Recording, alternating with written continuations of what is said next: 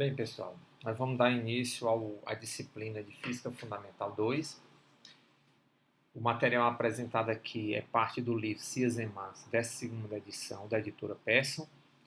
E o material utilizado, figuras, foi cedido pela editora como parte do material complementar ao livro. Os vídeos apresentados são de autoria do professor Ascanio Dias Araújo, como parte da disciplina Física Fundamental 2, ofertada pelo Departamento de Física da Universidade Federal do Ceará para o curso de Licenciatura em Física, ofertado na forma presencial, mas por conta da pandemia de Covid-19, esses estão na forma online. A gente vai dar início ao curso com o capítulo de colisões, cujos objetivos de aprendizagem são significado do momento linear de uma partícula, né? Como ponto de partida, a gente define qual é o momento linear de uma partícula, que grandeza é essa do ponto de vista físico. A gente deve entender como o impulso de uma força atuante sobre uma partícula causa variação no momento desta partícula, certo? Também, ao final desse curso, devemos entender as condições que levam à conservação do momento de uma partícula ou sistema de partículas, solucionar problemas que envolvem colisões, ser capaz de distinguir entre uma colisão elástica, inelástica e completamente inelástica, entender a definição do centro de massa de um sistema e determinar como esse centro de massa se move, e ser capaz de analisar problemas que envolvem a variação da massa, ou seja, que a massa do corpo muda com o tempo durante o movimento.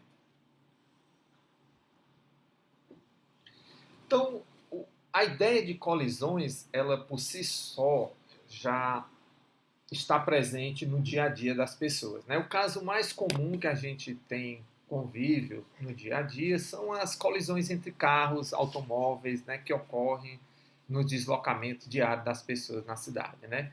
Então, no caso de uma colisão entre carros, quando você aciona a perícia vai determinar quem foi o causador da colisão. Para isso, ele tem que ter conhecimento sobre a ideia de colisões, momento, conservação de momento, todos os conteúdos utilizados aqui durante esse curso. Uma outra forma de colisões são colisões de partículas muito pequenas que ocorrem no dia a dia, né? São partículas invisíveis, né?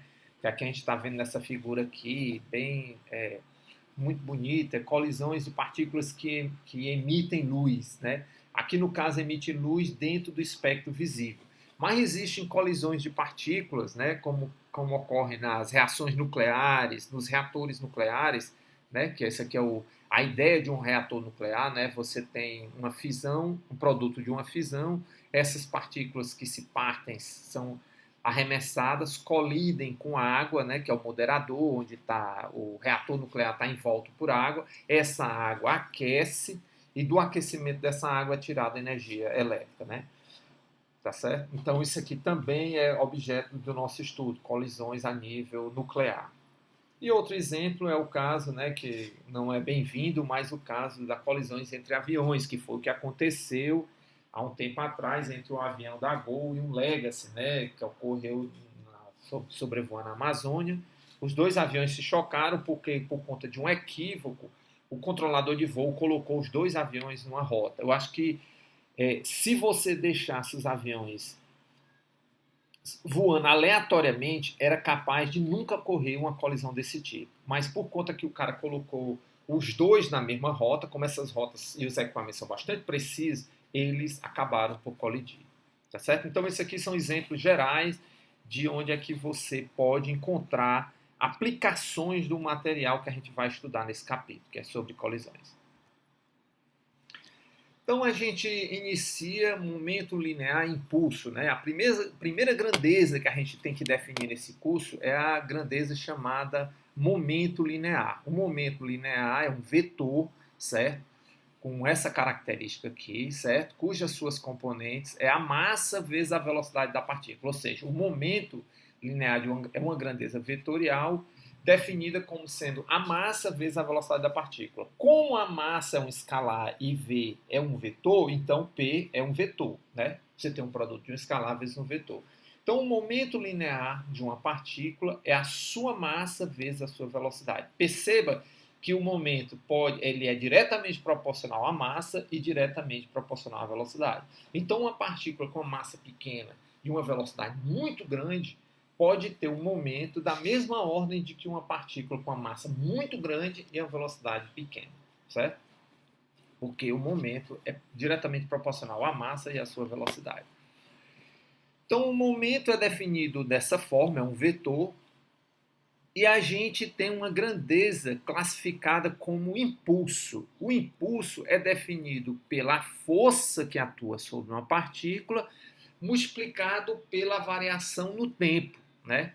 Então, o impulso, assim, quando você aplica uma força no corpo, o impulso adquirido por essa partícula vai depender da intensidade da força que você aplicou e por qual período de tempo você aplicou essa força, né? Então, pela definição de impulso, que J é o somatório, aqui eu boto o somatório das forças, o somatório das forças que estão atuando na partícula, vezes a variação no tempo. Porque aqui você sabe que você pode aplicar várias forças nessa partícula, então você tira a resultante, né? Aqui eu já estou levando em conta a ideia da segunda lei de Newton, né? O que interessa é a resultante das forças que atuam naquela partícula e por quanto tempo, porque não necessariamente precisa ser apenas uma força atuando, mas podem ser várias atuando pelo intervalo de tempo, você tira a resultante dela. Então, dessa equação, eu tenho que o impulso é o somatório das forças vezes o intervalo de tempo. Ora, mas a gente sabe que o somatório das forças pela segunda lei de Newton é a variação do momento pela variação no tempo, né? Ou seja, eu posso pensar que é o ΔP sobre ΔT, né? Aqui na forma diferencial, né? A segunda lei de Newton, na forma diferencial, ela é escrita dessa forma, em termos do momento. Então, esse ΔP é a variação no momento pela variação no tempo. Ora, se o somatório das forças é a variação do momento sobre a variação do tempo, eu substituindo aqui nessa equação, esse T2 menos T1 vai multiplicar a força, né?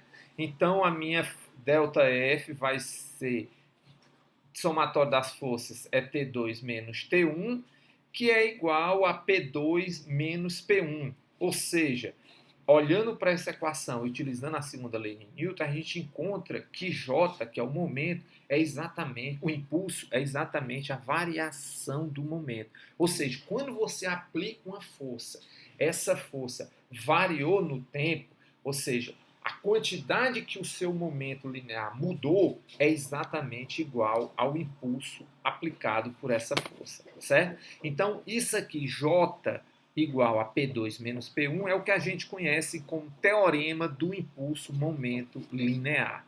A variação do momento linear durante um intervalo de tempo é igual ao impulso da força resultante que atua sobre a partícula durante esse intervalo, né?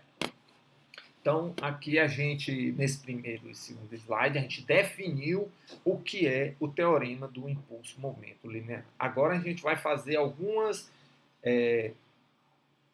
aplicações e verificar algumas consequências desse teorema do impulso-momento linear.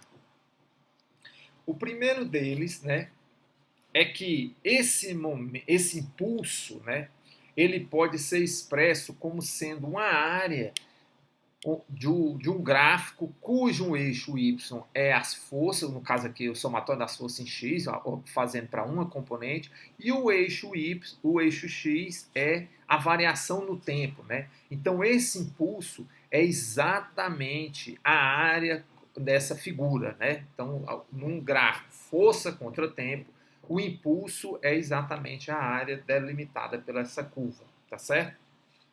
De uma forma geral, esse gráfico aqui pode ser o somatório de f de x dt ou a integral, né? No caso, a integral dessa soma, tá certo? Vale salientar que o impulso, o teorema do impulso-momento linear, J igual a P2 menos P1, é válido mesmo quando a força varia com o tempo, né? Quando a força é uma função do tempo, a gente pode definir uma força média de forma que, mesmo quando o somatório da força varia, né, a somatória das forças, as forças envolvidas no processo variam com o tempo, o impulso J é dado pelo J, essa força média, vezes a variação no tempo de aplicação dela. Tá certo? Aqui a gente vê o gráfico, né, o gráfico somatório das forças pelo tempo, e a gente está vendo que, nesse caso, o impulso é exatamente igual à área sobre a curva. Perceba que essas duas áreas podem ser igual, de forma que, num caso, uma força muito grande atua por um intervalo de tempo curto, pode gerar o mesmo impulso que uma força menor atuando pelo intervalo de tempo maior, né? Então vocês percebem que você pode gerar o mesmo impulso dependendo da força e do tempo. Esse gráfico aqui é muito parecido com o que ocorre, por exemplo, quando o jogador de tênis está jogando, né? Na hora que a bola bate na raquete, você tem uma força grande, que ele é aplicado sobre a bola, pelo intervalo de tempo muito pequeno, ou seja, só aquele tempo da colisão, né? E aqui é quando você empurra um carro, né? Que você empurra com uma força razoável, mas você passa muito tempo empurrando esse carro para que ele tenha variação do seu momento. Tá certo? De uma forma geral, você pode expressar, né, usando a segunda lei de Newton na forma diferencial, que o somatório das forças no tempo, que é a definição de impulso, é igual, substitua a força por dp dt, né? Isso dá dp dt dt, isso é exatamente a integral de dp que dá a variação de P2 menos P1.